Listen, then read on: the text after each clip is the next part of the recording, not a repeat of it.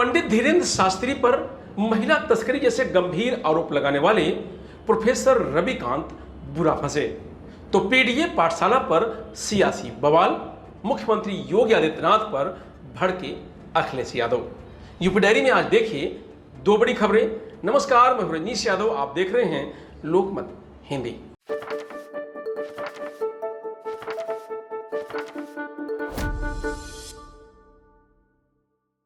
धीरेन्द्र शास्त्री पर पीएम मोदी के इस बयान और महिला के आरोपों पर घमासान। बागेश्वर धाम के पीठाधीश्वर पंडित धीरेन्द्र शास्त्री को महिला तस्कर कहने वाले लखनऊ यूनिवर्सिटी के प्रोफेसर के खिलाफ मध्य प्रदेश में एफआईआर दर्ज की गई है।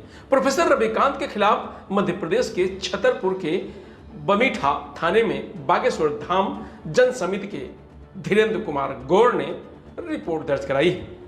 बता दें कि हिंदी विभाग के एसोसिएट प्रोफेसर रविकांत ने 31 जुलाई को सोशल मीडिया प्लेटफॉर्म एक्स पर पोस्ट की थी। इसमें लिखा था कि नॉन बायोलॉजिकल प्रधानमंत्री नरेंद्र मोदी द्वारा घोषित छोटा भाई धीरेन्द्र शास्त्री धर्म की आड़ में महिला तस्करी कर रहा है। छतरपुर के लव कुश नगर थाना क्षेत्र में डायल 100 की टीम को एक एम्बुलेंस में 13 महिलाओं को ले जाने की सूचना मिली। पुलिस ने पठा चौकी क्षेत्र में एम्बुलेंस को रोका और महिलाओं को थाने लाया गया। इस मामले का एक वीडियो भी सामने आया था। वीडियो में एक व्यक्ति एम्बुलेंस ड्राइवर से पूछताछ कर रहा है, जिसमें ड्राइवर कह रहा है कि पन्ना के सेवादार कल्लू दादा ने महिलाओं को महोबा रेलवे स्टेशन छोड़ने को कहा था।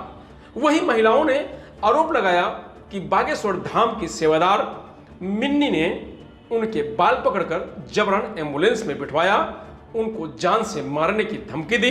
उनको नहीं पता कि वे लोग कहां लेकर जा रहे थे। महिलाओं ने बताया कि वे बागेश्वर धाम दर्शन और पेशी के लिए आई थी। छतरपुर के बमीठा थाना प्रभारी आशुतोष सिंह ने बताया कि बागेश्वर धाम जन समिति के वीरेंद्र कुमार गौतम ने रविवार को देर रात 12 बजे धाम शिकायत की थी। प्रोफेसर के खिलाफ धारा 353 बीएनएस के तहत मामला दर्ज कर लिया गया है। इसमें 3 साल की सजा का प्रावधान है।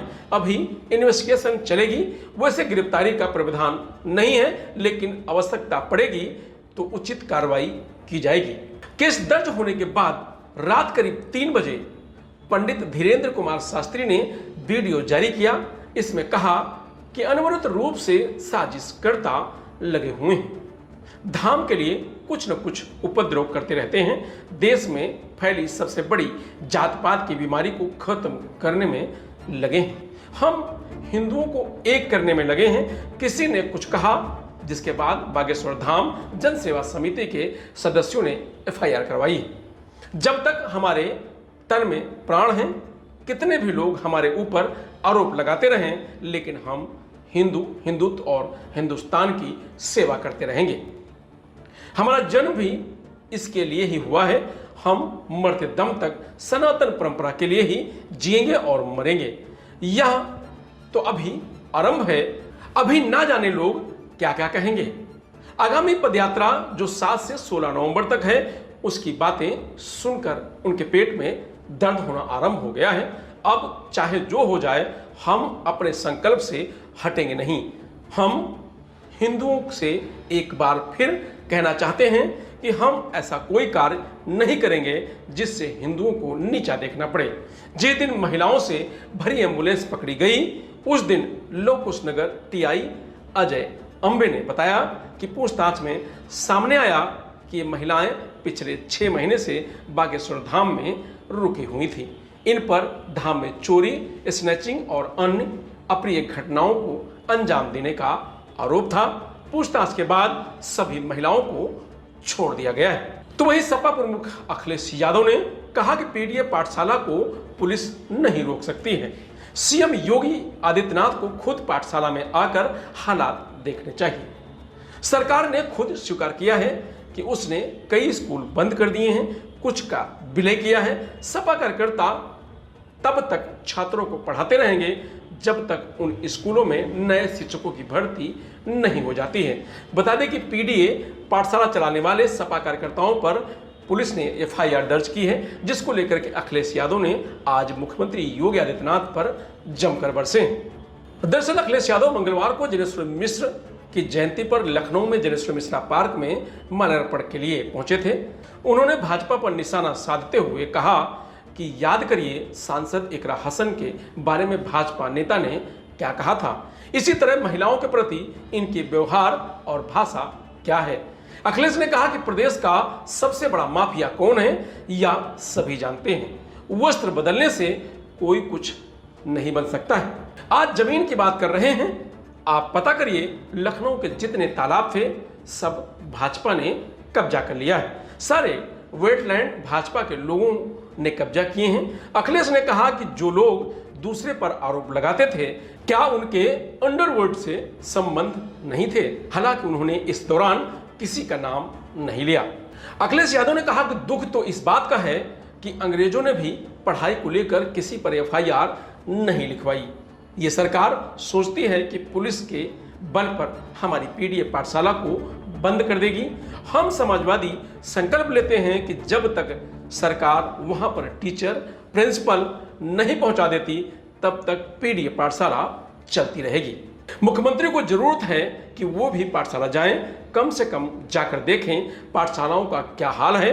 उन्हीं के जिले में पाठशाला की छत गिरी जिसमें बच्चा घायल हो गया। इसी लखनऊ शहर में हमने अभिनय संस्कृति स्कूल खोला था। संस्कृति स्कूल देश दुनिया में सबसे अच्छा स्कूल होता है, लेकिन ये शिक्षा के खिलाफ है। जो शिक्षा के खिलाफ हो वो सबसे बड़ा माफिया होता है। अखिलेश यादव ने कहा कि प्रयागराज में 20,000 करोड़ से भी ज्यादा पैसा खर्च हुआ, लेकिन आज हालत क्या है। बड़े पैमाने पर लोग घर से नहीं निकल पा रहे हैं। बाढ़ में जरूरत की चीजें उपलब्ध नहीं हो पा रही हैं। बच्चे स्कूल नहीं जा रहे हैं। पानी पीने को नहीं मिल रहा है। शौचालय नहीं है। अगर कोई बीमार हो जाए तो कोई इंतजाम नहीं है। यही हालात स्मार्ट सिटी क्वेटो, वाराणसी और गोरखपुर के हैं। इन दोनों शहरों के विकास के लिए 20,000 करोड़ रुपए से ज्यादा खर्च हुआ। लखनऊ में लगातार भाजपा का मेयर रहता है, लेकिन देख लीजिए क्या हालात हैं। नालियां भरी पड़ी हैं। केंद्र सरकार पर तंज कसते हुए अखिलेश यादव ने कहा कि अमेरिका के राष्ट्रपति लगातार जो फैसला ले रहे हैं उससे हमारा व्यापार संकट में है। यह विदेश नीति कहीं विदेश घूमने तो नहीं गई थी। अमेरिकी राष्ट्रपति की भारत पर और बड़ा टैरिफ लगाने की धमकी पर उन्होंने तंज कसते हुए लिखा कि विदेशी नीति जब विदेश से लौटे तो इस बात का भी संज्ञान ले। अखिलेश ने यादव और मुस्लिम के अवैध कब्जे हटाने के संयुक्त सचिव के आदेश पर भी एक्स पर तंज कसा।